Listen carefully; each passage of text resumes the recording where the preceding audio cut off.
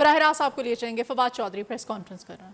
آپ دیکھ ہی رہے ہیں کہ دو جو پریس کانفرنسز ہوئیں جس میں آپ نے دیکھا کہ وہ جو جس طریقے سے آپ نے دیکھا کہ ایک ہارے ہوئے پہلوانوں کی دو پریس کانفرنسز آپ نے دیکھی، بلاول بھٹو کی اور فضل الرحمان کی، اور دونوں جو ہیں ان کا چہروں سے پتہ چل رہا ہے کہ حالات کدھر جا رہے ہیں۔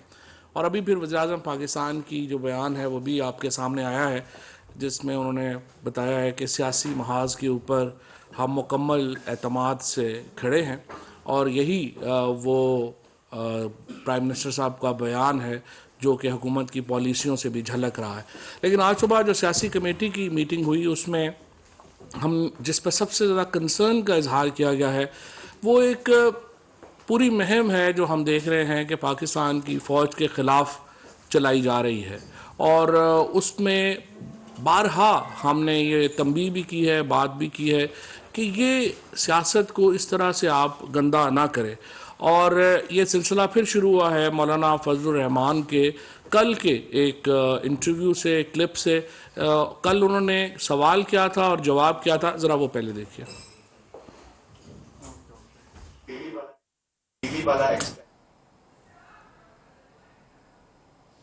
وفاقی وزیر فواد چودھری اس وقت ملک کی سیاسی صورتحال پر اہم نیوز کانفرنس کر رہے ہیں۔ انہوں نے کہا کہ سیاسی محاذ پر ہم مکمل اعتماد پر کھڑے ہیں، اور یہی وزیر اعظم کا بھی واضح پیغام ہے۔ ہم یہی کہنا چاہیں گے موجودہ صورتحال میں کہ ملک کی سیاست کو گندا نہ کیا جائے۔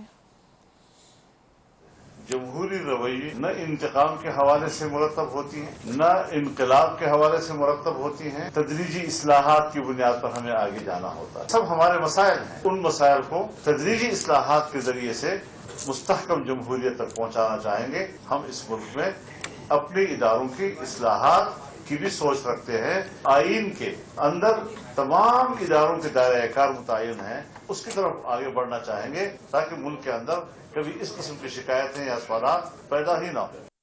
جو کہ فضل الرحمان اور نواز شریف کا آئیڈیا ہے، اور یہ اصلاحات کیا ہیں کہ یہ ہمیشہ جب بھی انہوں نے سازش کی، ان کو اقتدار ملا، انہوں نے پاکستان کی فوج کو پنجاب پولیس پہ جیسا control Nawaz Sharif and company نے ایکسرسائز کیا، یہ ویسا کنٹرول بنانے کے لیے انہوں نے صحیح کی۔ اور یہ جو کل کا ان کا بیان ہے اور جو سوال بھی ہے اس کو اگر آپ جوڑ کے دیکھیں تو آپ کو معلوم ہوگا کہ جو ایجنڈا دوبارہ یہ دے رہے ہیں وہ یہ دے رہے ہیں کہ ہم ایک ایسی اصلاحات کا نظام بنانا چاہتے ہیں جس سے ہم فوج کے اوپر بھی ایک سیاسی کنٹرول اپنا جو ہے وہ حاصل کر سکیں۔ اور اس وقت جو تمام تر خواہشات ہیں ان کی، وہ تقریباً اسی طرف آگے جو ہیں وہ بڑھی ہیں۔ اور یہ سلسلہ نیا نہیں ہے، اس سے پہلے میمو گیٹ کے اوپر آپ نے دیکھا کہ جب میمو گیٹ کا سکینڈل آیا تھا اس سے کیسے پردہ ہٹا تھا، اور میمو گیٹ کا سکینڈل کیا تھا، صرف آپ کو ریفریش کرا دیتا ہوں کہ اس میں کیا بات ہوئی تھی۔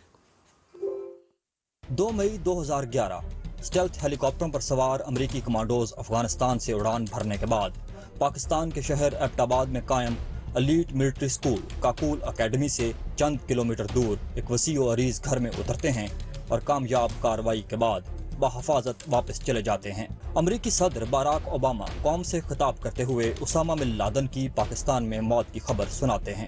نہ کوئی ثبوت، نہ دلیل، صرف ایک دعویٰ۔ الزام پاکستانی خفیہ اداروں پر دھر دیا جاتا ہے کہ وہ اسامہ بن لادن کو پناہ فراہم کر رہے تھے۔ اس وقت کے صدر آصف علی زرداری کو مبینہ طور پر فکر لاحق ہوتی ہے کہ اب فوج مارشل لاء نافذ کر دے گی۔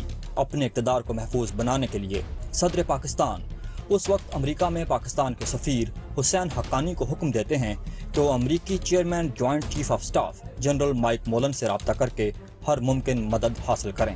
حسین حقانی امریکی فوجی قیادت سے خفیہ رابطہ کرنے کے لیے اپنے دیرینہ دوست منصور اعجاز کو قاصد کا کردار ادا کرنے کے لیے قائل کرتے ہیں۔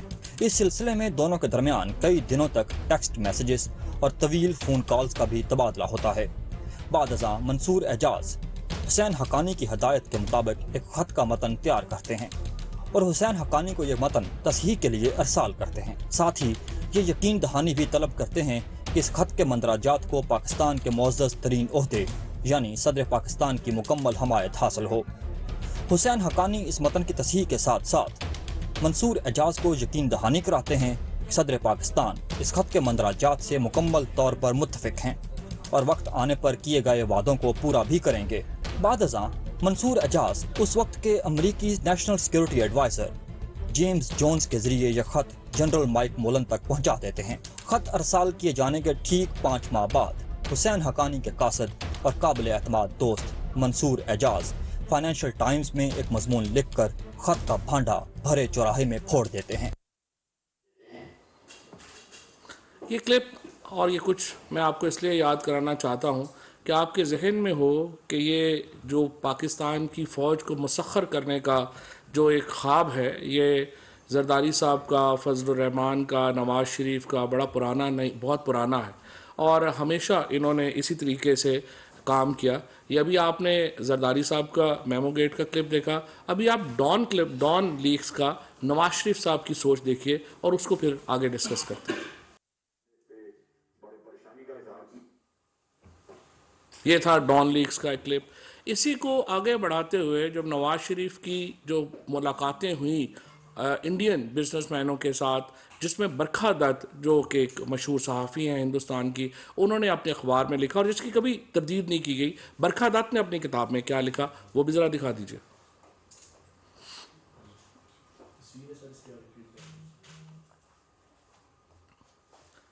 یہ برکھا دت کی کتاب میں جو لکھا گیا ہے وہ اب آپ کے سامنے ہے کہ انہوں نے یہ لکھا کہ مودی ہے انڈینائبل سیکرٹ میٹنگ ان کھٹمنڈو۔ نواز شریف نے کھٹمنڈو میں گئے اور وہاں پہ انہوں نے ہندوستان کے لوگوں کے ساتھ اور مودی کے ساتھ جو ہے وہ اپنی میٹنگ کی، اور وہ میٹنگ جو تھی وہ کسی طور کے اوپر جو ہے وہ اس کو ظاہر نہیں کیا گیا تھا۔ اور یہ جو دونوں پرائم منسٹرز کی میٹنگ ہوئی یہ نواز شریف کے کھٹمنڈو دورے میں ہوئی، جہاں نریندر مودی کے ساتھ انہوں نے ملاقات کی۔ اس کے بعد نریندر مودی کو بلایا گیا پاکستان میں اپنی نواسی کی شادی میں، اور وہ کابل سے بغیر ویزے کے پاکستان آ گئے۔ اور یہ وہی وقت تھا جب نریندر مودی نے یہ بیان دیا کہ پاکستان کے فوج کے آرمی چیف اس وقت جنرل راحیل شریف تھے، ان کو انہوں نے کہا کہ وہ تو ٹیررسٹ ہیں لیکن نواز شریف جو ہیں وہ مسائل کا حل چاہتے ہیں اور وہ بڑے محب وطن ہیں۔ اور اس کے بعد اسی نریندر مودی کو پاکستان بلایا گیا، جنہوں نے پاکستان کی افواج کے اوپر ایک لیتھل حملے کیے پاکستان کی فوج کے اوپر، اور اسی وقت وہ ان کی جو نواسی تھی ان کی شادی میں شرکت کر رہا تھا۔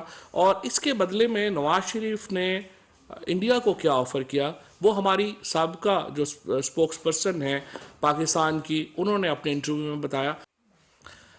یہ ہمارے جو دفتر خارجہ ہے اس کی جو ترجمان ہیں وہ بتا رہی ہیں کہ وزیراعظم ہاؤس سے ہندوستان کے بارے میں ان کو کیا ہدایات دی گئیں، اور یہ ہدایات عین اس وقت دی جا رہی تھیں جب کہ پاکستان کے آرمی چیف کے اوپر نریندر مودی بات کر رہے تھے اور انہیں جو ہے وہ دہشت گردوں کا ساتھی قرار دے رہے تھے، اور نواز شریف کو کہہ رہے تھے کہ وہ مسائل کا حل بتائیں گے۔ اس سازشی گھرانے کی جو سیاست ہے وہ یہیں پہ ختم نہیں ہوئی۔ اس کے بعد نواز شریف نے اپنے مختلف بیانات میں فوج کے اوپر رقیق حملے کیے۔ یہی رقیق حملے ان کی بیٹی مریم نواز شریف نے بھی جاری رکھے۔ تھوڑا سا زیادہ میں آپ کو نہیں دکھا سکتا کیونکہ انہوں نے جس طریقے کی گفتگو کی وہ بہت ہی نامناسب ہے، تھوڑا سا دیکھ لیجئے کہ ان کی لائن کیا تھی فوج کے بارے میں۔ ابھی حالیہ یہ جو نئی نسل ہے مریم نواز شریف کی اور نواز شریف کی کیا لائن ہے وہ دیکھ لیجئے۔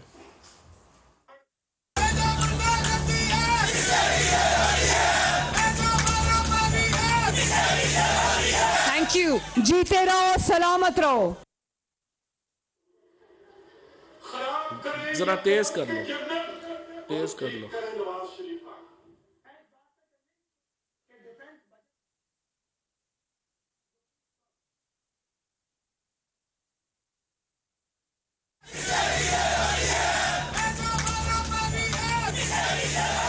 تھینک یو، جیتے رہو سلامت رہو۔ تنقید کیوں کی؟ میں نے کل بھی پوچھا تھا کہ یورپی یونین سے آپ کا کیا اتنا قریبی رشتہ ہے کہ آپ کو اتنی زیادہ تکلیف ہوئی ہے؟ پرائم منسٹر نے جو بات کہی تھی وہ تو بالکل سمپل بات تھی۔ انہوں نے کہا کہ یہی لیٹر جو آپ نے ہمیں لکھا ہے، آپ نے ہندوستان کو یا کسی اور ملک کو بھی کیا اس بارے میں بات کہی ہے؟ لیکن آپ دیکھیے کہ حمزہ شہباز جو ہیں وہ اس کے اوپر کیا بات کر رہے ہیں، اور اب سے کچھ دیر پہلے فضل الرحمان نے بھی یہی بات کی، وہ آپ سن چکے ہیں۔ حمزہ شہباز نے آج کیا بات کی وہ بھی آپ سن لیجیے۔ اس کے اوپر گلا ہے کہ وزیر اعظم ایبسلوٹلی ناٹ کیوں کہہ رہے ہیں اور یورپی یونین کے اوپر وہ بات کیوں کر رہے ہیں۔ دراصل یہ جو گھبرائے ہوئے چہرے ہیں، ابھی مریم نواز کی تو گفتگو یہاں پہ سنانے کے قابل ہی نہیں ہے جو انہوں نے باتیں کہی ہیں۔ اب یہ جو ساری گفتگو ہے یہ بنیادی طور کے اوپر کیا کر رہے ہیں کہ یہ کہہ رہے ہیں کہ پاکستان کی آزادانہ خارجہ پالیسی کیوں ہے۔ چاہے آپ فضل الرحمان کو اٹھا کے دیکھیں، چاہے آپ شہباز شریف کو دیکھیں، چاہے ان کے بچوں کو اٹھا کے دیکھیں، آپ کو ایک ہی چیز نظر آئے گی کہ عدم اعتماد کی تحریک اس لیے جمع کرائی گئی ہے کہ آج پاکستان کی خارجہ پالیسی جو ہے اس میں ایبسولوٹلی ناٹ کیوں کہا گیا ہے، یورپی یونین کو کیوں جو ہے وہ بات کی گئی ہے۔ اب آپ مجھے بتائیے، پاکستان کے لوگوں نے فیصلہ کرنا ہے، کیا وہ ان لوگوں کے پیسے جو یورپ میں پڑے ہوئے ہیں، جو لندن میں پڑے ہوئے ہیں، کیا ہم نے اس کے محافظ کے طور کے اوپر زندگیاں گزارنی ہے، یا ہم نے ایک آزادانہ اور خود مختار فورن پالیسی کو آگے لے کے چلنا ہے؟ ایک طرف یہ پاکستان کی فوج کو اپنا نشانے پہ رکھے ہوئے ہیں، دوسری طرف یہ سمجھتے ہیں کہ ہم ایک انجمن غلامہ کی طرح اپنی زندگی بسر کریں۔ الحمدللہ اس وقت پاکستان میں ایک مکمل اتحاد اور یگانگت ہے۔ تمام ادارے جو ہیں ان کی طرف سے، یا تمام جو پاکستان کی حکومت ہے ان کی طرف سے عوام کو یہ یقین دہانی ہم کرا چکے ہیں کہ پاکستان کی خارجہ پالیسی آزادانہ ہوگی، خود مختاری پر مبنی ہوگی اور ہمارے مفاد میں ہوگی، اور ہمارا مفاد میں یہ مفاد بھی شامل ہے کہ ہم ویسٹرن ممالک کا جو بلاک ہے، چاہے وہ امریکہ ہے یا یورپی یونین ہے، ہم ان سے اچھے تعلقات کے حامی ہیں۔ ہم امریکہ سے اچھے تعلقات کے حامی ہیں، ہم یورپی یونین سے اچھے تعلقات کے حامی ہیں، لیکن اس کا ہرگز مطلب یہ نہیں ہے کہ ہم اپنی خود مختاری کو ان کے خواہشوں کے غلام بنا دیں۔ ہم نے اپنی فورن پالیسی اپنے جو مفادات ہیں اس کے تابع رکھنی ہے، اور دوسرے لوگ جو ہمیں کہتے ہیں کہ نہیں ہماری تو تجارت ساری جو ہے وہ یورپ کے ساتھ ہے، یہ بالکل درست بات ہے، لیکن ہماری تجارت ان کے ساتھ ہے۔ ہماری اپنی غیرت کے نام کو بیچ کے تو ہم تجارت نہیں کر رہے۔ تجارت کی ان کو بھی ضرورت ہے، ہمیں بھی ضرورت ہے۔ تجارتی تعلقات ایک دوسرے کے مفاد کے اوپر مبنی ہوتے ہیں، لیکن جہاں پہ ہمیں یہ کہا جائے کہ ہم اپنی عزت نفس ختم کر دیں، ہم ایک غلام بن جائیں، ہم اپنے کسی مفاد کو سامنے نہ رکھیں اور ایک ایسی جو ہے وہ لیڈرشپ کا رول ادا کرنا شروع کر دیں کہ جس کے پاس عزت نفس ہی نہ ہو۔ اگر لیڈرشپ کے پاس عزت نفس نہیں ہوگی تو عام آدمی کے پاس کیسے جو ہے وہ عزت نفس ہوگی؟ لہٰذا آج پورا پاکستان، وزیر اعظم پاکستان کے پیچھے کھڑا ہے، اور ہم انشاءاللہ اسی آزادانہ خارجہ پالیسی کو آگے لے کر چلیں گے۔ اور جہاں تک فضل الرحمان صاحب کا اور بلاول بھٹو صاحب کا، تو خیر اسلام آباد والے تو شکریہ ادا کر رہے ہیں۔ کتنے لانگ مارچ جو ہیں وہ اتنی ہنسی پہ ختم ہوتے ہیں جتنا پیپلز پارٹی کا لانگ مارچ ختم ہوا، اتنا ہنسی خوشی اور اتنا جو ہے کہکوں سے بھرپور لانگ مارچ جو انہوں نے ختم کیا، اس کے اوپر ہم ان سے شکریہ ادا کرتے ہیں۔ جہاں تک عدم اعتماد کی تحریک کا تعلق ہے، یقینی طور کے اوپر ہماری یہی خواہش ہے کہ 21، 22 اور 23 کو یہاں جو وفود ہیں وہ آنے شروع ہو جانے ہیں اسلامی وزرائے خارجہ کے، اور آپ کو معلوم ہے کہ یہ جو اسلامی وزرائے خارجہ کی کانفرنس ہونے جا رہی ہے، 23 مارچ کی جو پریڈ ہے اس میں پوری دنیا کے جو اسلامی ممالک کے وزرائے خارجہ ہیں وہ بھی اس پریڈ میں کھڑے ہوں گے، اور ان کے ساتھ جو امپورٹنٹ یورپین ممالک کے اسپیشل ریپرزنٹیٹیوز ہیں وہ بھی، ان کو بھی دعوت دی جا رہی ہے، وہ بھی اس پریڈ میں کھڑے ہوں گے۔ لہٰذا ہم یہ چاہتے ہیں کہ جو سارے سیاسی ڈرامے ہیں یہ اس ایونٹ سے پہلے ختم ہو جائیں، اور اسی کو لے کر ہم آگے بڑھ رہے ہیں۔ جس طرح آج وزیر اعظم صاحب نے اپنے بیان میں کہا، ہم اس محاذ کے اوپر پر اعتماد ہیں، اس کے اوپر جو اس وقت کی جو قانونی پوزیشن ہے وہ بھی بڑی واضح ہے۔ اسپیکر صاحب کے پاس بالکل یہ اختیار ہے کہ وہ ووٹ قبول نہیں کریں گے ان لوگوں کی جنہوں نے کہ یہ اپنی پارٹی کا مینڈیٹ کے خلاف وہ جائیں گے۔ وہ آرٹیکل 63 اس کے اوپر بڑا واضح ہے۔ لیکن اس کے ساتھ ساتھ میں یہ بھی بتا دوں کہ ہمارے تمام ایم این ایز جو ہیں اس وقت 179 لوگ وہ تھے جو کہ جن کی پرائم منسٹر صاحب جو ہماری پارٹی سے اور ہمارے الائز ہیں ان کی ہمیں پوری مکمل حمایت حاصل ہے، اور ہمیں ایکسٹرا ووٹس جو ہیں ان کی بھی امید ہے۔ کل میں نے کہا تھا 4 یا 5 ہوں گے، آج امید ہے کہ ہمیں ایک اور آدمی جو ہے وہ جوائن کر جائے گا، تو ہمیں امید ہے کہ یہ ہمارا نمبر جو ہے یہ بھی بڑھ جائے گا۔ 172 لوگ اپوزیشن نے لے کے آنے ہیں اسمبلی میں، ہم نے ظاہر ہے کہ لوگ اپنے جو ہیں وہ اسمبلی میں لے کر نہیں آنے ہیں، اور ہماری کوشش یہی ہوگی کہ یہ مسئلہ جلد از جلد جو ہے وہ ختم ہو سکے. سر یہ بتائیے گا کہ ابھی آپ نے کہا کہ OIC کا جو اجلاس ہے اس کے لیے مہمان بھی آئیں گے، اور آپ نے دعوت ناموں کا بھی ذکر کیا کہ بڑے مہمانوں کو وہ بلایا جا رہا ہے. آپ نے کہا کہ اس سے پہلے یہ حل ہو جانا چاہیے، تو کیا حکومت یہ فیصلہ کر چکی ہے کہ وہ اجلاس اسی آنے والے ہفتے میں بلا لے گی؟ کوئی اس حوالے سے فیصلہ ہم نے تو نہیں کرنا، یہ تو اسپیکر صاحب نے کرنا ہے. ہم تو جو اپنی مدعا ہے سر وہ یہ پیش بتائیے گا کہ آرٹیکل 63A کی بات ہو رہی ہے کل سے بہت زیادہ، اور یہ ڈیبیٹ آ رہی ہے اپوزیشن کی طرف سے کہ جب ایک جرم جب ووٹ ڈال دیا جائے گا اس کے بعد وہ امپلیمنٹ ہوگا اور اس کے بعد پروسیس ہوگا، تو کیا وہ کاؤنٹ ہوگا یا وہ پروسیس ہی رک جائے گا سارا؟ جو اپیرنٹلی جو ریڈ ہے آرٹیکل 63(1)A، اس کے تحت تو اسپیکر کو یہ جو ڈکلریشن کا اختیار ہے کہ ایک آدمی اس نے فلور کراس کیا یا نہیں کیا، یہ اختیار جو ہے یہ لیڈر آف دی پارٹی کا ہے. لیڈر فیصلہ کرے گا کہ کسی آدمی نے ہاؤس فلور کراس کیا یا نہیں کیا، اور اس کے بعد اسپیکر نے اس کی ڈکلریشن جاری کرنی ہے. لہٰذا یہ تو بے تکی بات ہے کہ آئین کہے کہ نہیں پہلے تو آپ خلاف ورزی کر لیں اور پھر ہم آپ کو سزا دیں گے. سو خلاف ورزی سے ہی روکنا جو ہے وہ آرٹیکل 63(1) میں لاگو ہوتا ہے یہ؟ نہیں، اتحادیوں کی تو ایک اپنی پارلیمانی پارٹی ہے وہ جی ہے یار. وزیر اعلیٰ پنجاب جو ہیں وہ دو وجوہات سے اس وقت وزیر اعلیٰ ہیں. ایک یہ کہ انہیں عمران خان کا اعتماد حاصل ہے، اور دوسرا یہ کہ انہیں جو PTI کی پارلیمانی پارٹی ہے اس کا اعتماد حاصل ہے، اور وہ اس وقت تک ہی وزیر اعلیٰ رہیں گے جب تک وہ ان دونوں اعتماد جو ہیں وہ ان کو رہیں گے. اور جس طرح سے آپ نے دی بھی تھی خبر کچھ دن پہلے دی تھی کہ وزیر اعلیٰ نے تو خود بھی وزیر اعظم صاحب کو مل کے آفر کی تھی کہ وہ ریزائن کرنے کے لیے تیار ہے. اس وقت ہمارا فوکس نو کانفیڈنس ہے. پنجاب کے اوپر جو بڑے فیصلے ہیں اس کی طرف بھی انشاءاللہ ہم آئیں گے، لیکن ابھی نہیں.